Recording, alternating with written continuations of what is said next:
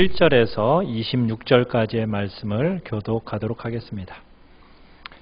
구약성경 555페이지 열왕기상 21장 17절에서 26절까지의 말씀입니다. 열왕기상 21장 17절 제가 먼저 읽겠습니다. 여호와의 말씀이 디셉 사람 엘리야에게 임하여 이르시되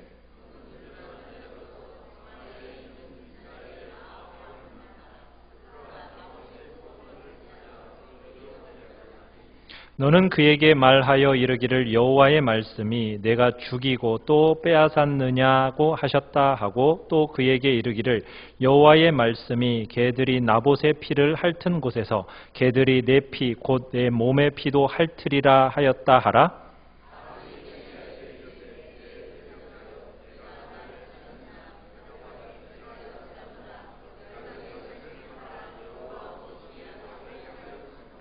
여호와의 말씀이 내가 재앙을 내게 내려 너를 쓸어버리되 내게 속한 남자는 이스라엘 가운데 매인자나 노인자를 다 멸할 것이요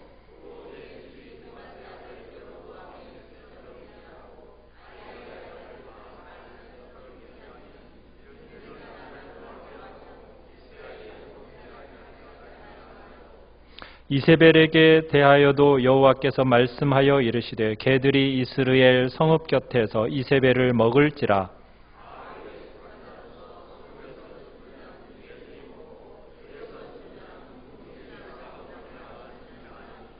예로부터 아합과 같이 그 자신을 팔아 여호와 앞에서 악을 행한 자가 없음은 그를 그의 아내 이세벨이 충동하였음이라.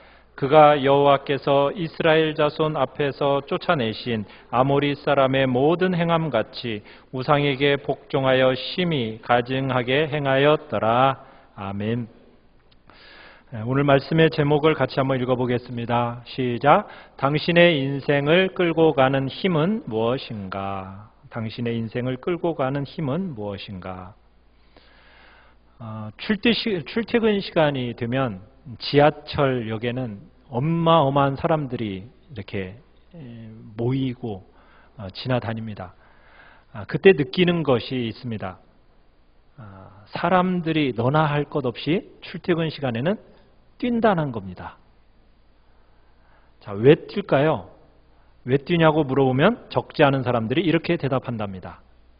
옆 사람이 뛰니까. 불안해서 저도 뜁니다. 2차 대전 때 참전했던 군인들의 증언입니다. 무시무시한 전쟁터에서 적진을 향해 돌격 앞으로 하면서 이제 달릴 때 그 사람들의 마음을 지배하고 있었던 동기, 그 동기가 애국심이었을까요? 애국심이 아니었다고 합니다. 그들의 동기는 바로 옆 사람들의 눈치 때문이었다고 합니다. 대부분들 사람들이 인생을 사는 방식이 이와 비슷합니다. 사람들이 뛰니까 나도 뛰는 겁니다. 옆집 아이가 학원을 가니까 내 아이도 학원을 보냅니다. 무조건. 왜요? 불안하니까. 노예 인생이라는 게 뭘까요? 노예 인생은 다른 게 아닙니다. 나도 모르는 사이에 우리 스스로 자신을 노예로 팔아버리는, 노예처럼 팔아버리는 인생이 있다라는 거예요. 우리도 그렇게 살아갈 수 있다라는 겁니다. 우리는 엘리야 시대의 왕을 봅니다. 그 이스라엘 왕, 이름이 누구입니까? 엘리야 시대 이스라엘 왕 아합입니다. 자, 아합의 인생을 보면은 성경은 이렇게 증언합니다. 아합의 인생은 한마디로 스스로를 노예 시장에 팔아버린 인생이다. 이게 성경의 증언입니다. 오늘 우리가 읽은 이 본문은 직접적인 엘리야의 이야기는 아니에요. 그런데 엘리야의 눈앞에 펼쳐지는 한 무가치한 인생의 이야기인데 이 인생을 향해서 엘리야가 저주를 퍼붓는 겁니다. 무섭도록 우리의 가슴에 파고드는 저주의 내용이 우리가 금방 읽었던 본문의 내용입니다. 여러분, 아합은 어떤 사람이냐면 세상적으로는 대단히 성공한 인생입니다. 대형 박물관에 가보면 고대 비문에 이런 내용이 기록되어 있다고 합니다.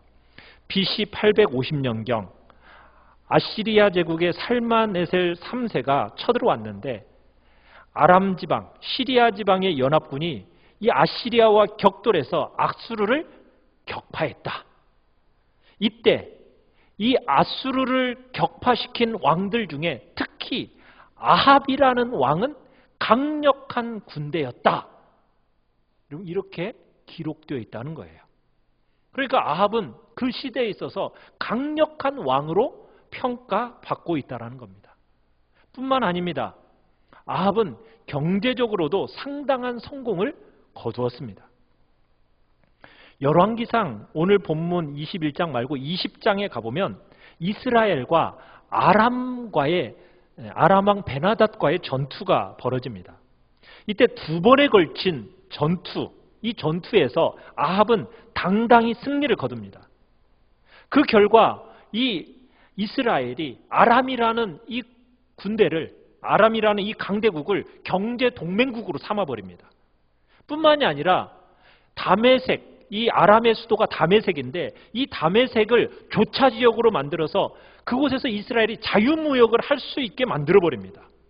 그러면서 이스라엘이 그 다메섹이라는 나라를 통해서 수많은 나라와 교류를 할 수 있게 되고 이로 인해서 이스라엘이 어마어마한 경제적인 소득을 얻게 되었다는 거예요.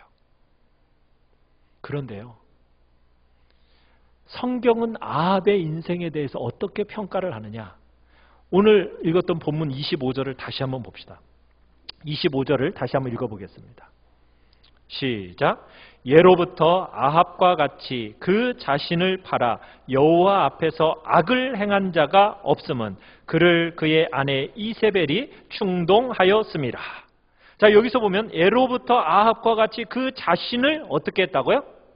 팔아서 여호와 앞에서 악을 행했다. 여러분, 팔았다. 이 팔았다라는 단어는 무슨 말이에요? 시장에 물건을 내다 파는 것을 얘기합니다. 자, 그런데 놀랍게도 아합은 팔았어요. 뭘 팔았을까요? 물건을 팔았을까요? 아니죠. 자기 인생을 팔아버렸습니다. 그것도 스스로 자발적으로 자기의 인생을 팔아버렸어요.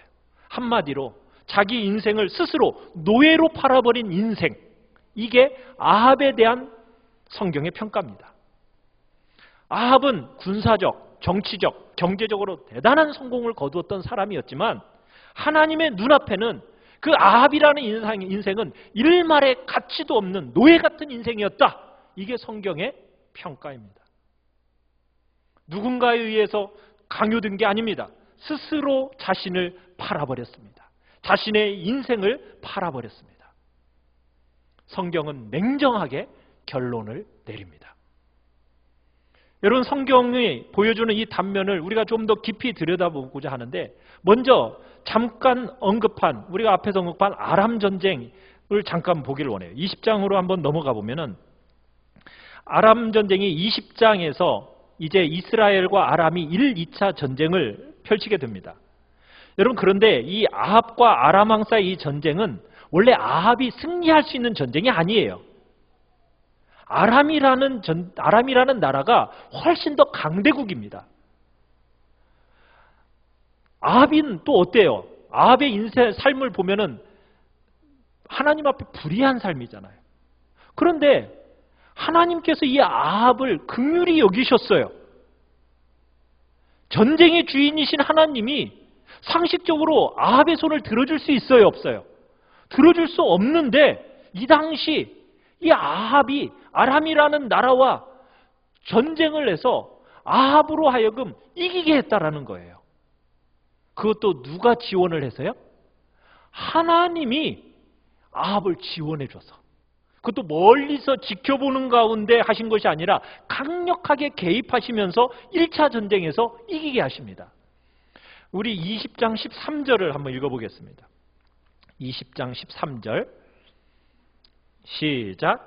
한 선지자가 이스라엘의 아합 왕에게 나아가서 이르되 여호와의 말씀이 내가 이 큰 무리를 보느냐 내가 오늘 그들을 내 손에 넘기리니 너는 내가 여호와인 줄을 알리라 하셨나이다. 하나님께서 직접적으로 아합에게 승리를 지금 주시는 겁니다. 아합의 승리, 하나님의 은혜입니다. 아합의 손을 들어줄 정도로 하나님이 적극적으로 개입을 하세요. 2차 전쟁도 마찬가지입니다. 2차 전쟁은 하나님이 더 적극적으로 개입을 하세요. 뭐라고 얘기했냐면 1차 전쟁 때 이기니까 적군들이 뭐라고 얘기했냐면 여호와라는 하나님이라는 신은 산지의 신이지 평지의 신이 아니다. 그래서 저들이 이긴 거다. 우리가 평지로 이끌어내서 전쟁을 하면 우리 아람 군대가 저 이스라엘 군대 이길 수 있다. 이렇게 이제 자기들끼리 아람 군대 측에서 얘기를 한 거예요. 그랬더니 하나님이 뭐라고 말씀하셨냐면 20장 28절입니다. 28절, 20장 28절 같이 읽습니다. 시작. 그때 하나님의 사람이 이스라엘 왕에게 나와 말하여 이르되 여호와의 말씀에 아람 사람이 말하기를 여호와는 산의 신이요 골짜기의 신은 아니라 하는도다. 그러므로 내가 이 큰 군대를 다 내 손에 넘기리니 너희는 내가 여호와인 줄을 알리라 하셨나이다 하니라. 하나님이 결국 아합에게 이 아람 군대와의 전투에서 승리를 거두게 하시는 거예요. 참 우리로서는 참 이해할 수가 없는 일입니다. 근데 하나님께서 아합에게 뭘 주신 거예요? 은혜를 베푸신 거예요. 은혜를. 자, 그런데 중요한 게 있습니다. 하나님이 지금 아람과의 전쟁에서 이스라엘로 하여금 아합으로 하여금 승리케 하신 것은 지금 아합이 힘이 있어서고 능력이 있어서입니까? 아니에요. 뭐예요? 하나님의 은혜예요. 은혜. 자, 그러면 하나님의 은혜면은 은혜라는 것을 하나님이 하신 일이라는 것을 알면은 이제 하나님이 말씀하신 것에 순종하며 가야 되는 거예요. 하나님의 이 은혜의 역사 이후에 근데 벌어지는 일이 뭐냐는 거예요. 하나님께서는 아람 왕 베나닷을 죽이라고 하셨어요. 그런데요, 이 아합이 엉뚱한 짓을 합니다. 마음대로 이 아합이 아람 왕 베나닷을 자기 마음대로 살려줘 버려요. 여러분, 이 전쟁이 아합이 능력이 있어서 승리한 거예요? 아니잖아요. 이 승리의 원인은 어디에 있는 겁니까? 하나님의 은혜예요. 하나님의 은혜로 얻은 승리라고요. 그러면은 이 생사의 명령, 베나닷의 생사의 명령은 누구의 손에 지금 누구의 뜻에 따라야 되는 겁니까?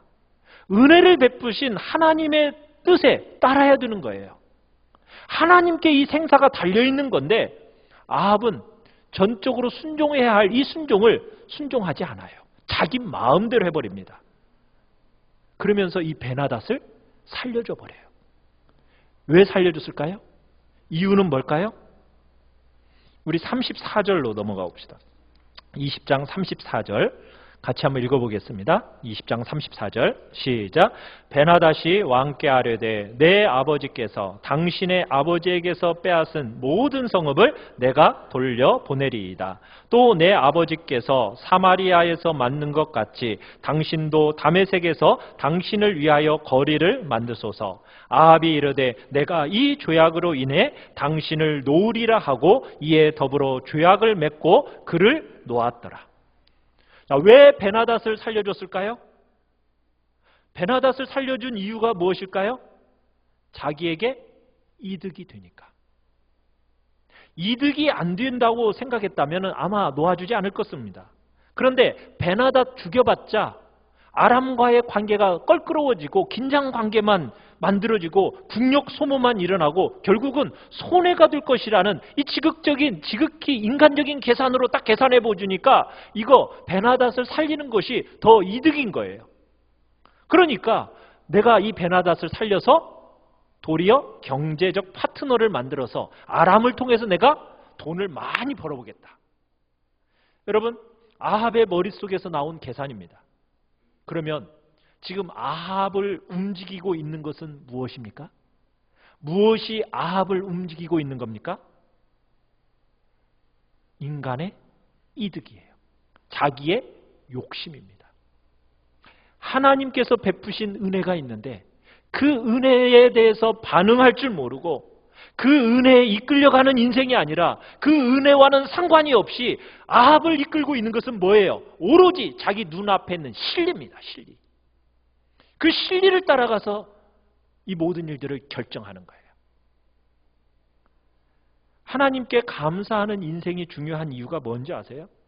그 인생은 감사하는 사람은 뭘 알기 때문에 감사하냐면 하나님의 은혜를 아는 사람이 감사하는 거예요. 하나님의 은혜에 의해서 인생이 이끌려지는 사람은 항상 그 마음속에 감사가 있습니다. 감사한다는 것은 예의 바른 사람을 얘기하는 게 아니에요. 그 인생을 끌고 가는 동력이 무엇인지를 증명하는 겁니다.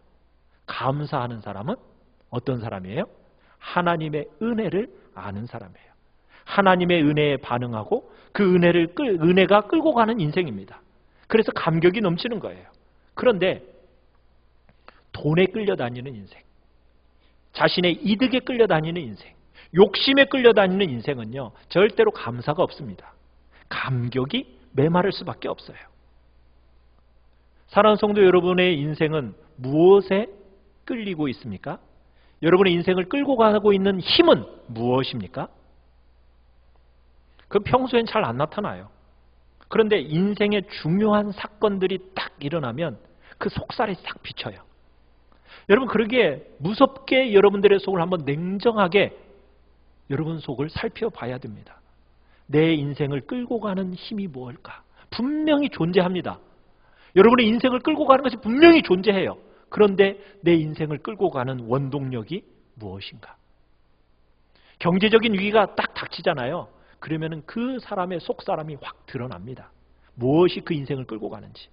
중요한 인생의 기록가 딱 서 있잖아요. 그러면은 그 사람의 결정적인 동력이, 그 인생을 끌고 가는 결정적인 동력이 무엇인지가 분명하게 드러납니다.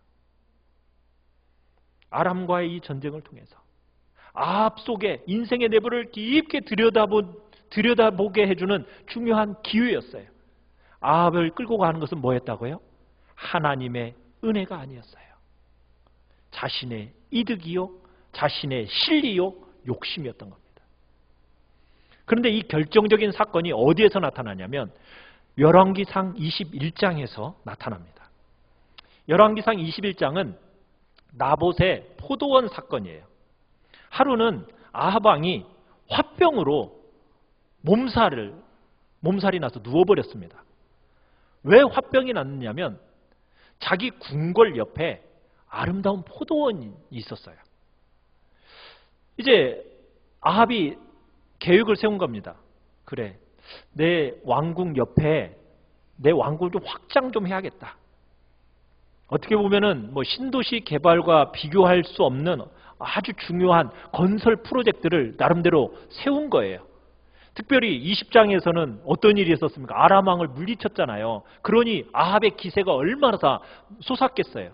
그래서 자기가 얻는 그 경제적인 것을 가지고 자기의 영광, 그것을 드러내기 위해서 왕궁을 확대하기로, 특별히 새로운 전원형 문화도시를 이제 만들려고 계획을 했던 거예요. 그러면서 자기 그 왕궁 옆에 포도원이 있었어요. 그래서 그 포도원 주인에게 가서 요청을 합니다. 뭐라고 요청을 합니까? 우리 21장 1절 2절을 같이 한번 읽어보겠습니다. 21장 1절 2절입니다. 시작. 그 후에 이 일이 있으니라. 이스라엘 사람 나봇에게 이스라엘에 포도원이 있어 사마리아의 왕 아합의 왕궁에서 가깝더니 아합이 나봇에게 말하여 이르되 내 포도원이 내 왕궁 곁에 가까이 있으니 내게 주어 채소밭을 삼게 하라. 내가 그 대신에 그보다 더 아름다운 포도원을 내게 줄 것이요 만일 내가 좋게 여기면 그 값을 돈으로 내게 주리라. 자, 포도원, 그 아름다운 포도원 나한테 팔아라. 그거 팔면은 내가 이것보다 더 좋고 아름다운 포도원 주겠다. 아니면은 네가 돈을 원하면은 언제든지 내가 그 포도원 값 계산해 주겠다. 보상해 주겠다. 이렇게 얘기를 했어요. 그렇게 종용을 했어요.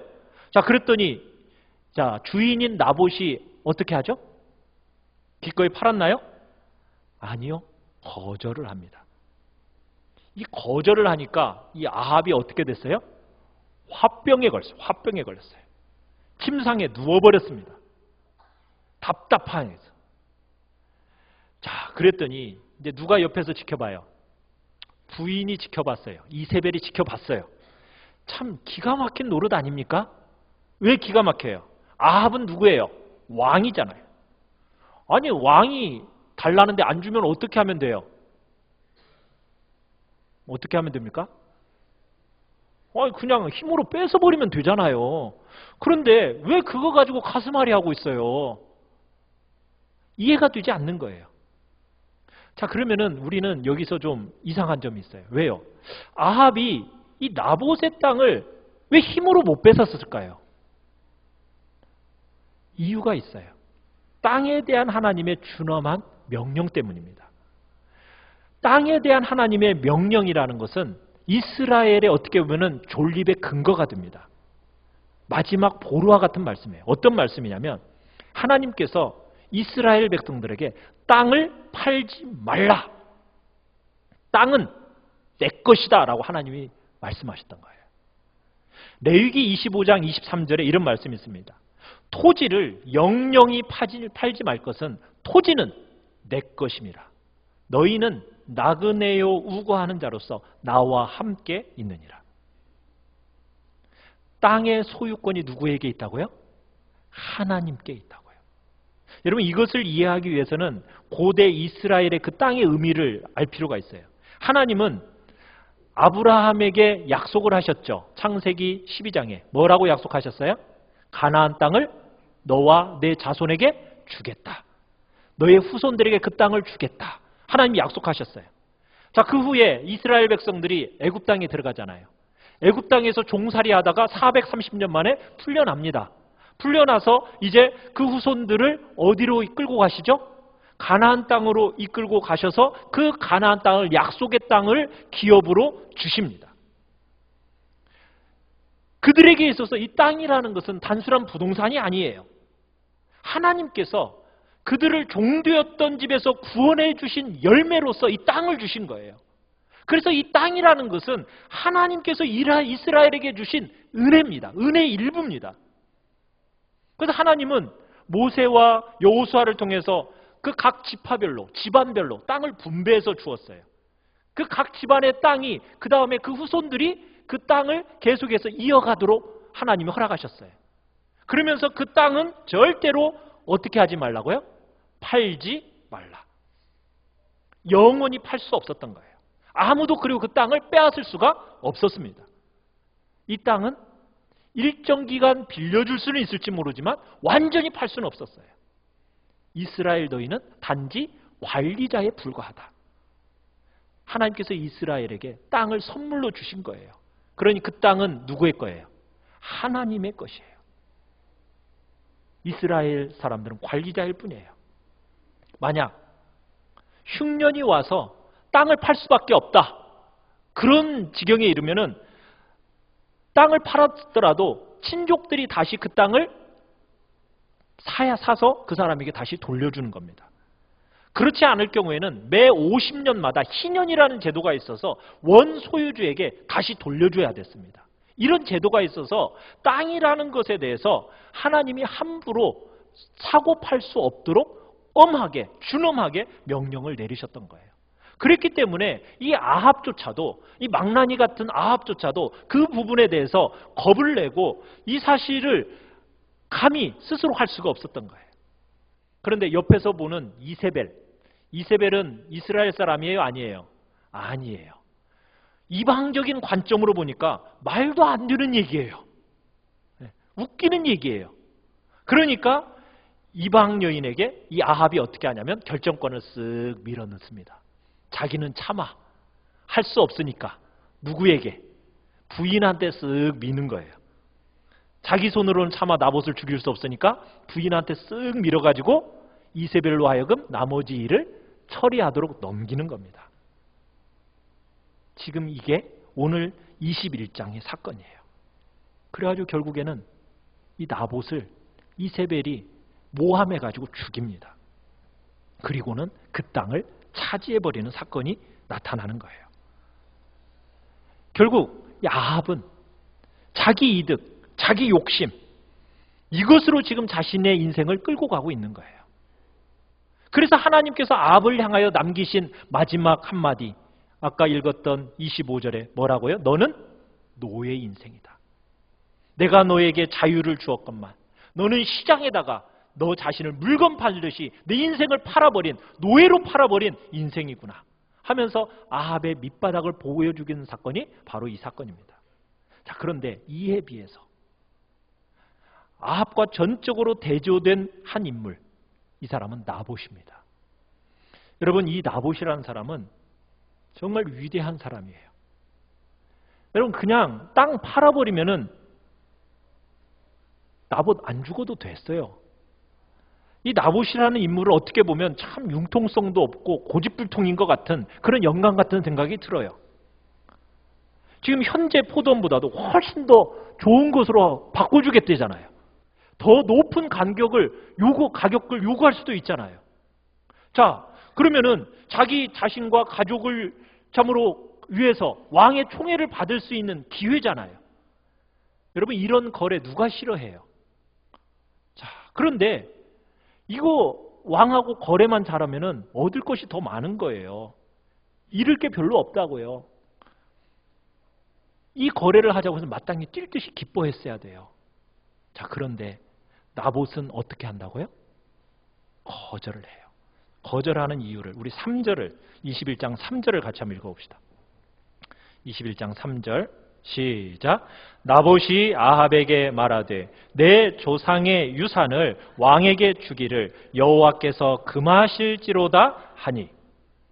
자, 나봇이 지금 뭐라고 얘기를 하고 합니까? 한마디로 단호하게 거절을 하는데 뭐라고 얘기하면서 거절을 해요? 우리 성경은 여호와께서 금하실지로다 이게 뒷부분에 있지만 원문에서는 여호와께서 금하실지로다 라는 표현을 앞에다 쓰고 있습니다. 무슨 얘기예요? 더 좋은 거래, 이것을 위해서 튕기는 얘기가 아닙니다. 나봇을 움직이고 있는 것은 지금 무엇이 움직이고 있는 거예요? 여호와께서 금하실지로다. 하나님의 말씀이 나봇을 움직이고 있는 겁니다. 나봇은 하나님의 말씀에 의해서 움직이는 사람이었던 거예요. 나봇은 하나님의 은혜가 무엇인지를 알고 있는 사람이었어요. 자신의 이득, 자신에게 주어지는 이득과 하나님의 은혜를 바꿀 수가 없다. 어떻게 보면 거룩한 고집을 가진 사람이 나봇이었던 겁니다. 아무리 왕이 좋은 이득을 제시한다 할지라도 소용이 없었어요.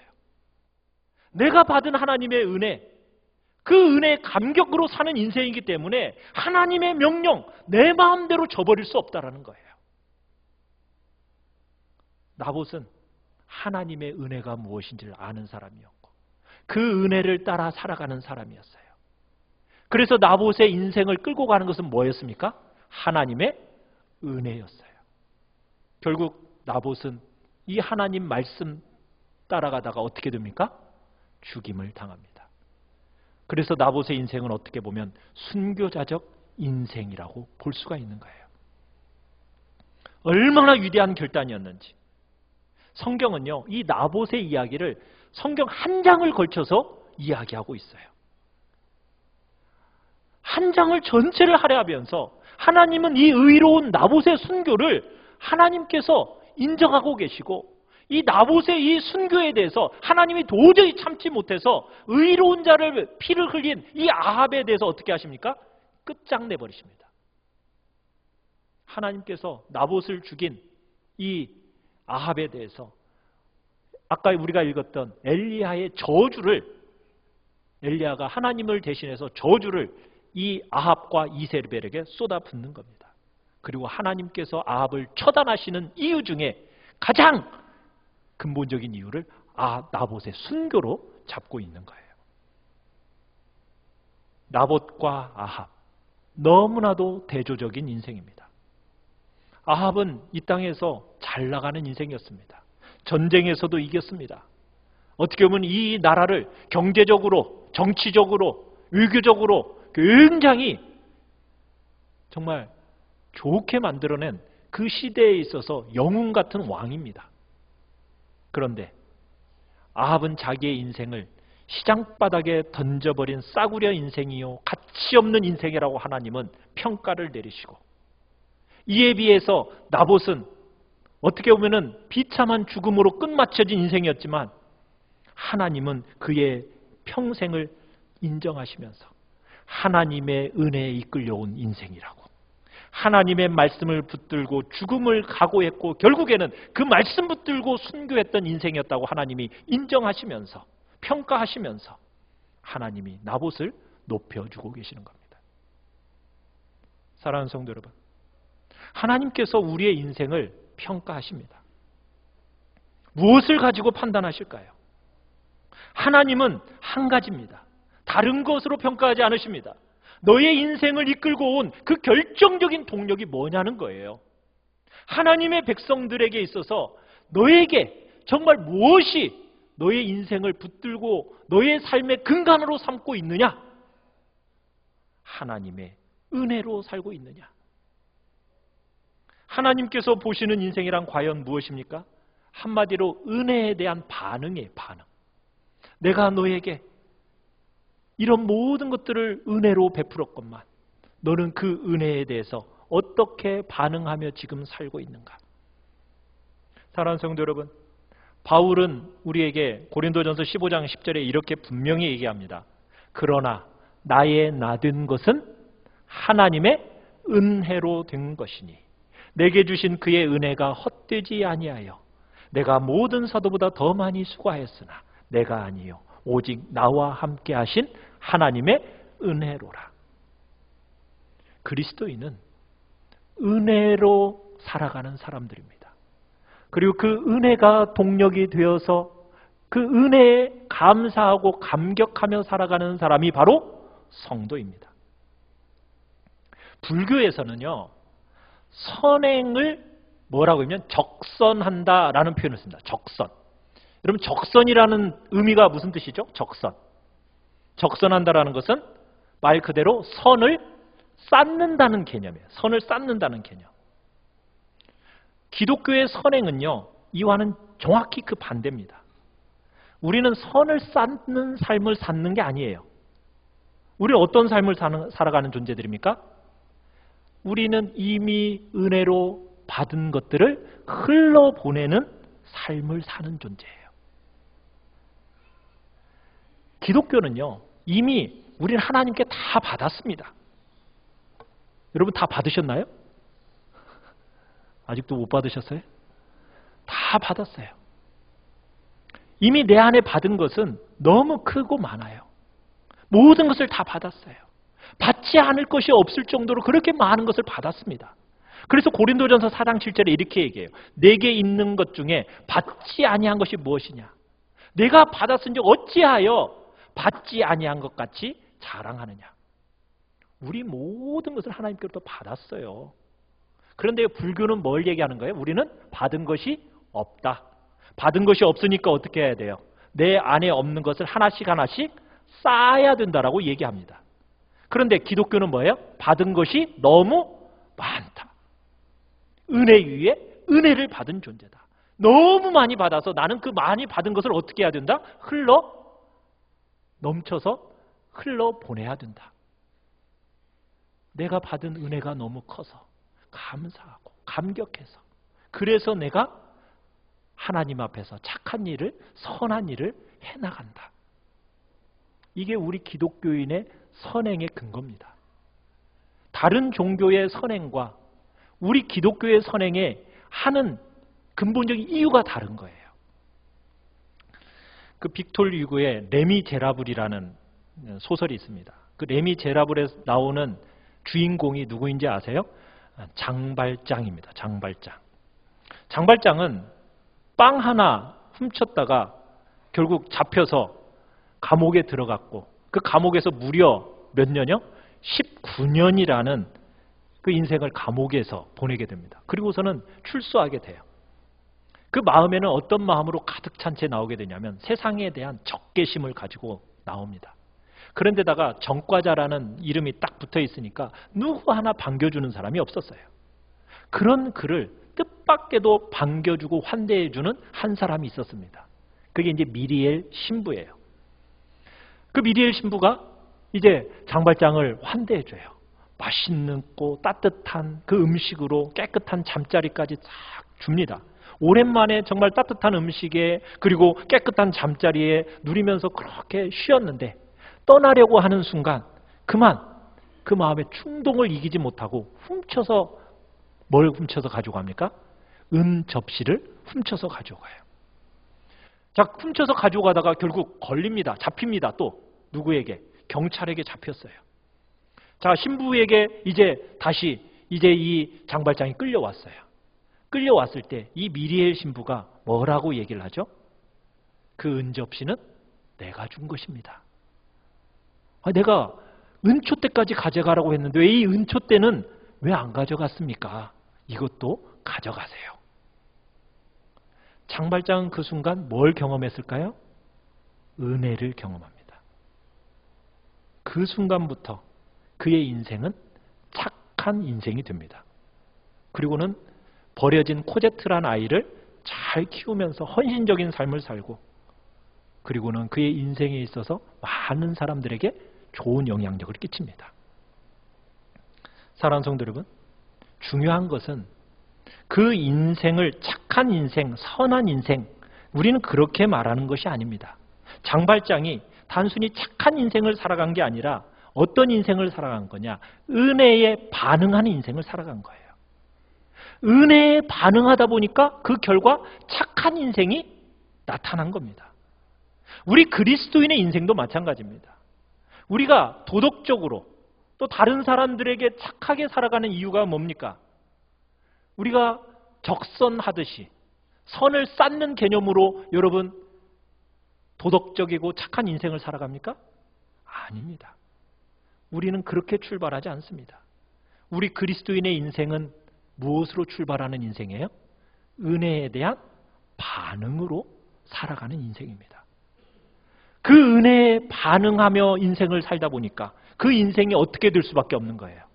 도덕적이요? 다른 이들에게 선함으로 나타나게 되는 거예요. 은혜가 이끌어가는 인생이 돼야 돼요. 사랑하는 성도 여러분은 무엇이 여러분의 마음을 이끌어가고 있습니까? 하나님이 여러분에게 주신 은혜가 크다고 여러분들은 느끼고 그 은혜에 감격하고 감사하며 살아가고 계십니까? 우리의 인생을 이끌어가는 것은 은혜가 돼야 됩니다. 나의 이득도 아니에요. 실리도 아니에요. 세상의 다른 것이 나의 인생을 끌어가는 게 아니라 하나님께서 내게 베푸신 그 은혜, 내게 주어진 그 은혜의 말씀을 붙들고 우리의 인생이 이끌림을 받아야 되는 겁니다. 그것이 그리스도인의 삶이요, 우리의 인생인 거예요. 사랑하는 성도 여러분, 지금 여러분의 인생을 끌고 가고 있는 것은 무엇입니까? 한번 여러분의 인생을 돌아보는 시간이 되시기를 간절히 축원합니다. 우리 시간 같이 찬양합시다. 우리는